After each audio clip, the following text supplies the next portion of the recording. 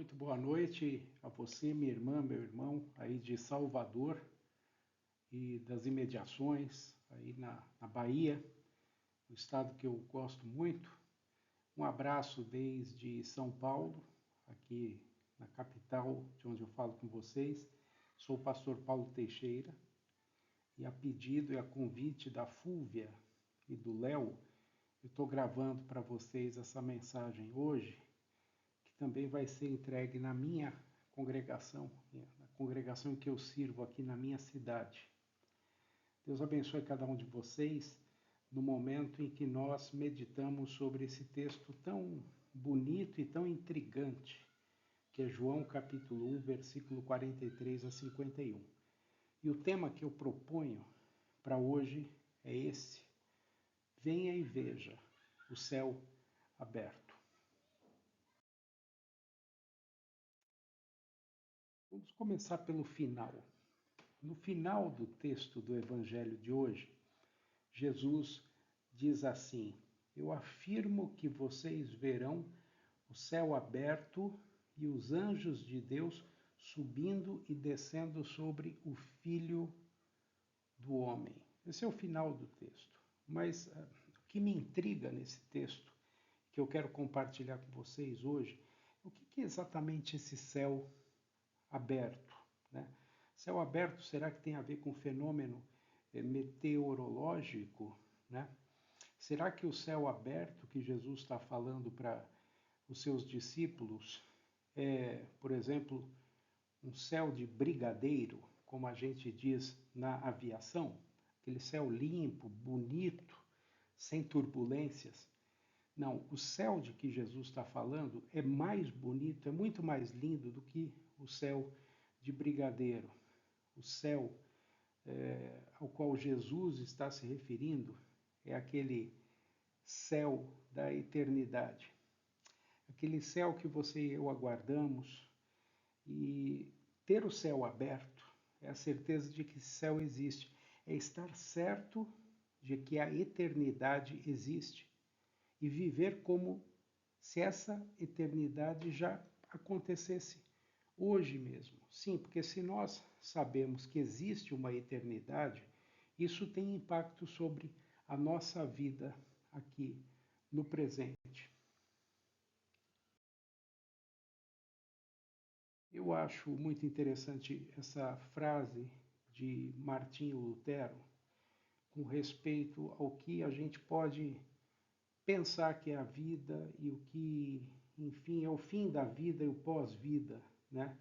Porque em algum momento da nossa existência a gente se pergunta: será que eu mereço? Será que eu vou estar lá? Afinal, tem um lugar naquele céu para mim? E aí Lutero nos deixa essa pérola que está aí escrita: quando eu olho para mim, eu não vejo como posso me salvar. Quando eu olho para Cristo, eu não vejo como eu posso me perder. E o fato é que às vezes a minha existência está tão miseravelmente comprometida pelas minhas más escolhas, pelas minhas más tendências, pela minha paixão por viver desconectado de Deus e do Evangelho, que quando eu penso em Cristo, eu tenho vergonha de olhar para Ele. Mas é exatamente o contrário que a Bíblia quer que a gente faça. O amor de Cristo nos atrai. O amor de Cristo não nos engana. O amor de Cristo nos compele a olhar para Ele, apesar de como estejamos. E aí tem até aquele hino do Inário, né? Tal como estou, tão pecador. Pecadores nós somos. Então, ao olharmos para nós, realmente nós não sabemos como podemos nos salvar. Mas quando a gente olha para Cristo, eu não sei como eu posso me perder.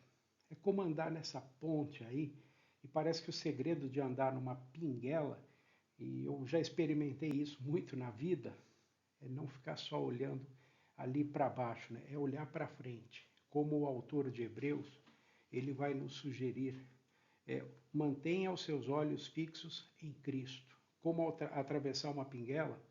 Foi uma senhora muito querida, ainda na minha infância, começo de juventude, me ensinou a atravessar a pinguela lá em Santa Catarina. Ela diz assim: olha para mim e vem com confiança. É o que Jesus faz. A vida é essa pinguela. E Jesus está lá do outro lado dizendo: vem, vamos, você vem comigo. Jesus, aliás, não ficaria só chamando vem, vem. Se precisar, ele me pega no colo para eu atravessar. Por quê? Porque quando eu olho para ele, eu não vejo como eu posso me perder. E Jesus diz: vocês verão o céu aberto. Será que nós cremos no céu? Será que nós cremos no que Jesus está dizendo aí? Nós oramos, vocês e eu, diariamente o Pai Nosso. E no Pai Nosso, Jesus mesmo nos ensinou: venha o teu reino. Mas nós pedimos isso com fé? Nós queremos ver esse reino de Deus de fato chegando na nossa realidade? Mas se Deus desse uma prova de que o céu existe e de que o reino vem, se Deus me desse uma prova, como a gente gostaria de ver um sinal. Podia ser um milagre pequeno, às vezes a gente pensa.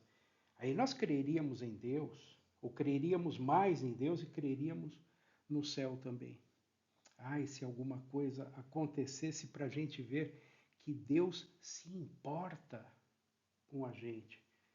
Às vezes, na fraqueza de fé, a gente diz isso. E aí, quando a gente se deixa dominar por essa fé tão debilitada, porque nós estamos desconectados de Deus, a gente diz assim: mas Deus e o céu estão tão longe, estão tão distantes.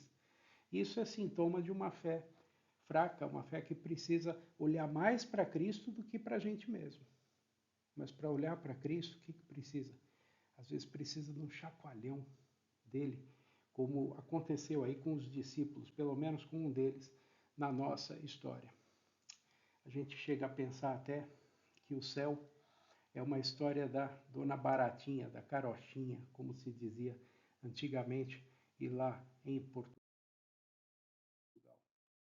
Será que a gente acredita que o céu existe? Ou nós vivemos alguma coisa bem diferente do céu aberto? O céu está fechado. Será que a gente vive desse jeito, como se o céu de fato tivesse fechado e fosse um portão com uma placa bem grande na sua frente dizendo: fechado, não insista? A verdade é que não é difícil acreditar no inferno, né? O inferno parece uma realidade muito presente ao nosso redor. A inveja, a cobiça, a vingança, a violência, a morte. Que dificuldade! Isso tudo nos rodeia, nos sufoca, drena a nossa esperança. Será que o inferno é aqui? Às vezes eu estou comentando com a minha esposa e digo: mas que inferno? Não devia dizer isso, né? Eu digo: que inferno? E ela me alerta: o inferno é pior, Paulo. O inferno é pior. De fato, né? O Dante, quando escreve lá o Inferno, a Divina Comédia, ele retrata o inferno de um jeito muito curioso. Tem uma plaquinha na porta do inferno que diz assim: deixe a sua esperança para fora. Aqui dentro não tem lugar para esperança. Esse é o inferno. Não tem lugar para esperança. Então, o inferno, por mais infernal que seja a vida, ainda assim não é aqui. Mas o que é o inferno? É o antirreino se manifestando sob o comando de Satanás na nossa realidade diária. Tem o reino de Deus, mas tem o antirreino, aquele que quer derrubar o reino. Esse antirreino quer nos convencer, vocês e eu, de que o céu não existe. E se ele existe, ele está fechado, igual está aí na nossa ilustração, na gravura desse slide. O céu não existe, se existe, está fechado. Isso é o diabo querendo nos convencer. Mas também é verdade que o nosso temperamento difícil, o nosso comportamento repreensível fazem parecer que o céu está fechado e o reino de Deus, de fato, não existe. Às vezes a gente projeta essa realidade para o outro, quando com as nossas ações, as nossas atitudes, as nossas palavras e até as nossas omissões promovem no mundo coisas como a inveja, a cobiça, a vingança, a violência e a morte. E coisas que tais? Coisas que não são fruto do Espírito, são coisas bem mundanas, bem carnais, bem anti-reino. E aí o céu, de fato, está fechado até para quem vê a nossa atitude nesse mundo. A quem que nós ouvimos no nosso dia a dia? Veja essa ilustração. Você conhece, é uma ilustração clássica. Né? Você tem um anjinho te falando uma coisa boa e um diabinho aí te sugerindo uma coisa ruim. Por menos que a gente acredite nisso, ou até que ria disso, parece que é mais ou menos assim que acontece na nossa vida. Embora os anjos de Deus, a palavra de Deus, o próprio Jesus, venha e nos diga claramente que o céu existe, né? E existe de maneira tão marcada na nossa vida que nós passamos por uma iniciação, um ritual, uma transformação chamada batismo. A vida nova e a vida eterna foram recebidas por nós no batismo, por você e por mim, quando fomos batizados. Então, desde o nosso batismo, o céu está aberto para nós. Mas por que nós não acreditamos nisso? Porque, embora a palavra de Deus nos diga, embora nossos padrinhos sejam testemunhas, embora a igreja tenha orado por nós, nossos pais tenham nos colocado num caminho bom, o antirreino fica cochichando a coisa bem diferente. Você não vale nada, você está preso, você é o escravo do pecado. E a escravidão do pecado é mortal. Você vai morrer desse jeito, você não presta. E Deus não te ama. Aliás, Deus não existe. Você está perdido. Você sente essa polarização no nosso ouvido? Sente? Eu sinto. Quantas vezes eu sou impelido, jogado no meio dessa dicotomia, dessa polarização, dessa dualidade, vivendo entre o céu e o inferno, entre crer na esperança e entre sufocá-la. Especialmente se eu estou longe de Deus, eu vou achar que eu sou um miserável escravo do pecado eternamente. Agora, quando eu estou perto de Jesus, eu sou lembrado de que eu sou batizado, sou batizado, sou batizado. Eu sou propriedade de Jesus Cristo. Paul Washer, um pregador, também um autor de muitos livros dos Estados Unidos, ele disse isso aqui, ó. Nós não podemos conhecer a Deus em sua plenitude se o mundo nos influencia mais que as Escrituras. Eu vou repetir, bem devagar para você e eu sentirmos o sabor dessas palavras de sabedoria desse nosso irmão. Nós não podemos conhecer a Deus em sua plenitude, quer dizer, na sua totalidade, se o mundo nos influencia mais que as Escrituras. O que é que nós estamos ouvindo? Nós estamos dando ouvidos ao que o mundo diz ou ao que as Escrituras dizem? Porque tem uma coisa aí que não combina muito, né? O Senhor do mundo, o Senhor das Escrituras, muitas vezes estão em colisão, em rota de colisão. E quando um ônibus está de frente para um caminhão, você sabe o que acontece. Infelizmente, essa semana aconteceu um desastre terrível aí, perto de Jacobina. Eu ouvi isso no rádio, me chocou muito. Mas às vezes a gente se coloca nessa rota de colisão. A gente quer ser bom crente dentro da igreja. Muito fácil, todo mundo é crente, todo mundo canta os hinos, todo mundo ora. Ser cristão, ser o crente, é no dia a dia. E tomar atitudes cristãs que são diferentes daquelas que são próprias do mundo nas situações de risco e de perigo. Então, a gente de fato não conhece a Deus na sua plenitude, na sua totalidade, se o mundo nos influencia mais do que as Escrituras. Mas como é que as Escrituras podem me influenciar? Se eu mergulhar nas Escrituras. Porque mergulhado no mundo eu já estou. Quanto tempo eu gasto com as Escrituras na semana? Talvez só um momento de culto, não deveria ser mais.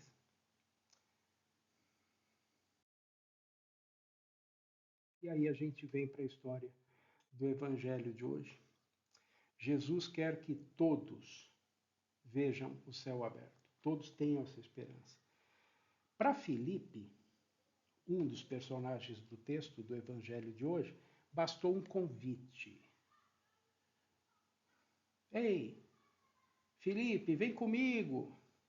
É Jesus dizendo, né? E Filipe começou a contar, o reino veio. Pronto, foi simples assim. De fato, para algumas pessoas, basta um olhar de Jesus, um versículo, uma palavra de carinho. Ei, vem. Pronto, o Filipe foi. E não somente foi. Ele estava tão convencido de que o céu estava aberto para ele, que ele começa a contar, o reino de Deus está aqui. E ele vai contar para quem? Para quem está mais próximo dele. E aí ele diz, Natanael, Natanael, encontramos o Messias. O seu nome é Jesus, ele vem de Nazaré. Aí vem o Natanael e responde assim, retruca, né? De Nazaré sai coisa boa. De Nazaré, olha só, vem alguma coisa que presta daquela cidadezinha poeirenta? Como é que a gente podia abrir o céu para Natanael? Será que eu consigo abrir o céu para alguma pessoa? Será que eu consigo desentortar alguém, sendo eu um torto? Eu não consigo. Eu mesmo preciso ser desentortado para poder começar a semear a mensagem de transformação do Evangelho na vida dos outros. Como é que o céu podia se abrir para Natanael? Só Jesus pode abrir os olhos de alguém. Eu não posso, mas Jesus pode. Então, qual é o meu segredo? A nossa missão é levar as pessoas até Jesus. Eu não mudo ninguém, mas Jesus pode mudar, como me mudou. Então, a nossa missão, a sua e a minha, qual é? Conectar pessoas com Jesus. Só isso. Você é batizado, você sabe que o céu está aberto, você sabe que, apesar das suas imperfeições e deslizes, se você olhar para você, você não sabe como se salvar. Mas se você olhar para Cristo, você não sabe como se perder. Então, conecte pessoas com Jesus como você também precisa estar conectado. Natanael, venha você mesmo, veja por si mesmo. Essa foi a receita para abrir o céu para o Natanael. Filipe disse, Natanael, vem e veja. Venha e veja que o céu está aberto. Natanael queria ver para crer. Qualquer semelhança não é mera coincidência. Parece o Tomé. E de Tomé todos nós temos um pouquinho. A gente quer ver para crer. E Jesus surpreende o Natanael. Aquele milagrinho que a gente às vezes pede, aquele sinal, pois Natanael teve. Eis aí um verdadeiro israelita, Jesus diz para Natanael, um homem realmente sincero. Ué, de onde o Senhor me conhece? Diz o Natanael para Jesus. E Jesus, antes de o Filipe chamar você, eu vi você debaixo ou embaixo da figueira. Uma lição que está aqui, implícita, é que ninguém consegue se esconder de Deus, como o salmista vai expressar tão bonito no Salmo 139, também faz parte dos textos dessa semana. Senhor, tu me sondas e me conheces. Deus conhece a gente melhor do que a gente mesmo e Deus está sempre vendo, o que pode assustar muita gente. Se Deus está vendo, Ele vê também o que eu faço de errado e vê. Ele não se agrada com isso, mas quando você reconhece que fez errado, volta para Ele, Ele te recebe de braços abertos e te perdoa. O remédio para o pecado não é fingir uma santidade, é reconhecer o pecado e pedir perdão. Ninguém pode se esconder de Deus. Desconfiado, o Natanael veio para ver e conhecer. Esse é o primeiro Natanael, a primeira fase dele na história, desconfiado. Mas Jesus já tinha visto o Natanael e conhecia o Natanael, e deixa isso muito claro. Eu te vi quando você estava lá debaixo da figueira, antes mesmo que o Filipe chamasse você. E aí nasce um novo Natanael. Quer dizer, com o Filipe foi muito fácil, Natanael deu um pouco mais de trabalho, olha só que volta Jesus teve que dar, que paciência o nosso Salvador que tem conosco. E aí Natanael expressa finalmente a sua fé. O Senhor é o Filho de Deus, o Rei de Israel. O Senhor é o Messias, o Senhor é o cumprimento de todas as profecias dos profetas antigos. E aí o céu se abriu para mais uma pessoa, para Natanael. Natanael estava lá dentro do céu. O reino de Deus chegou para o Natanael. Venha o teu reino, é assim que nós oramos no Pai Nosso. O que significa isso? O catecismo menor, tão bem engendrado, tão bem feito por Martinho Lutero, reformador da Igreja no século XVI, explica assim: o que significa venha o teu reino? O reino de Deus, diz Lutero, vem por si mesmo, sem a nossa oração. Mas nós pedimos nessa oração que ele venha também a nós. O reino de Deus está aí, ele vem, mas nós pedimos que ele venha a nós. E como é que acontece isso de o reino vir? E aí também Lutero esclarece, veja que bonito. Quando o Pai Celeste nos dá o seu Espírito Santo para crermos, por sua graça, em sua santa palavra e vivermos em comunhão, conectados com Deus nesse mundo e na eternidade. Você sentiu ali a ênfase, tá, em estar conectado com Deus. Quer dizer, Deus nos dá o seu Espírito Santo quando? No batismo. Ou na nossa conversão. Deus nos dá o seu Espírito Santo, porque ninguém pode dizer Senhor, Senhor, se não for pelo Espírito Santo de Deus. Você tem o Espírito Santo de Deus, você é batizado, você diz Senhor, Senhor. O Senhor é o Rei de Israel, o Senhor é o Salvador. Aí nós cremos, por graça de Deus, não por iniciativa própria, porque Deus colocou a fé no coração. E aí nós cremos em quê?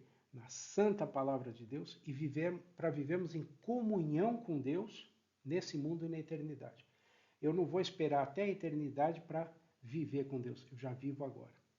E esse meu viver com Deus aqui vai certamente contagiar positivamente as pessoas com uma mensagem de esperança. Eu vou ser sal, eu vou ser luz nesse mundo. Até chegar lá, eu tenho que lembrar que a rosa já é minha, mas ainda tem espinhos. E essa é a vida cristã.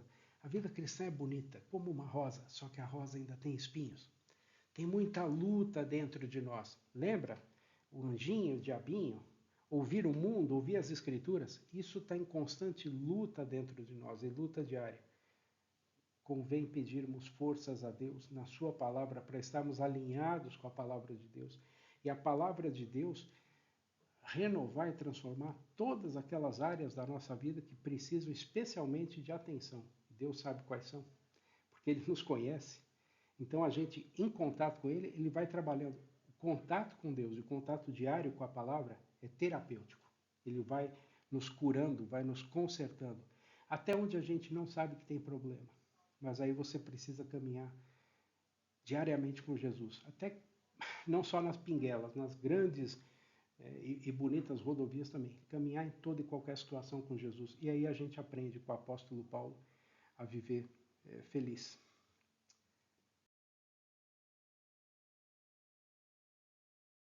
Será que você é um Filipe? Se você é um Filipe, se você é uma Filipa, conecte mais e mais pessoas com Jesus. Essa é a nossa missão. Então, se você é um Filipe que está com vontade de servir a Deus, conecte mais pessoas com Jesus. É o que você pode fazer. Você e eu não transformamos ninguém. Jesus transforma. E aí, a gente precisa conectar com Jesus por meio da palavra, lembrando as pessoas ao batismo ou trazendo-as ao batismo, instruindo-as para participar da ceia. Esses são os meios que Deus deixou. Agora, você é um Natanael? Você é um Natanael que tem dificuldade de compreender que o céu está aberto? Você tem dúvidas? Você quer ver para crer? Então, para essa pessoa, se você é o Natanael, se é o próprio Natanael, você conhece o Natanael. Não tem outro remédio. Eu preciso dizer para você, venha e veja a graça de Deus, o milagre de Deus. E você está vivo hoje, eu estar vivo hoje, falando sobre a palavra de Deus aqui, por esse meio virtual, já é um milagre enorme, porque quantas batalhas nós atravessamos nesses recentes anos e Deus nos poupou. Isso já devia ser motivo de gratidão para cada um de nós. Vocês verão o céu aberto e os anjos de Deus subindo e descendo sobre o Filho do Homem. É o que eu desejo que você veja. Eu vou estar lá. Eu vou ver Jesus descendo. Eu esteja morto com Deus, eu esteja vivo, sendo transformado nos ares. Eu vou estar e vou ver essa cena. Eu quero que você veja também. Ah, como é que você tem tanta convicção? Não esqueça disso. Se eu olho para mim, eu não sei como eu posso me salvar, mas se eu olho para Jesus, eu não sei como eu posso me perder. Ele é o meu Senhor, é o meu Salvador. Derramou o seu sangue por mim, me comprou com esse sangue. Ninguém me tira da mão dele. E o céu está aberto para mim. E está aberto e ninguém poderá fechar. Deus abençoe você, minha irmã. Deus abençoe você, meu irmão. Irmãos aí da Bahia. Queira o Senhor Deus abençoá-los hoje e sempre. Que o céu sempre esteja aberto para você e os seus. Em nome de Jesus. Amém.